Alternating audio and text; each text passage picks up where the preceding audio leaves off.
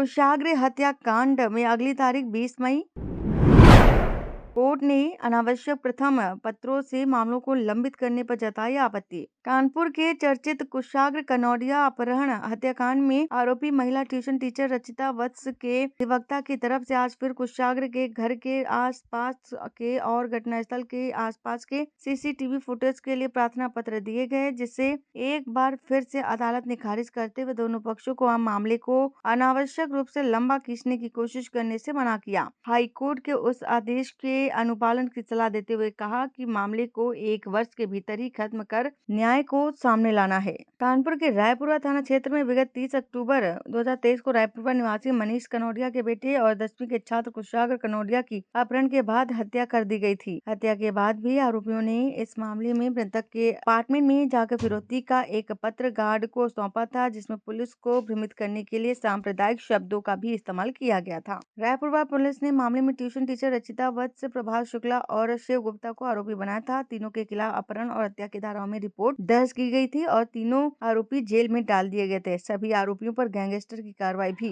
की जा चुकी है, लेकिन हाईकोर्ट से रचिता वत्स इस समय जमानत पर चल रही है। को इस बात की जानकारी है कि रायपुरवा थाना का एक प्रकरण, जिसमें 30/10/2023 को एक 14 वर्ष का बालक कुशाग्र को उसकी टीचर रचिता वत्स और 2 अन्य अभियुक्त प्रभात और शिवा ने किडनैप कर लिया और फिरौती की मांग करते हुए और उसकी हत्या कर दी गई। उसका विचारण माननीय एडीजे 11 आदरणीय राजेश सिंह जी की अदालत में विचाराधीन है।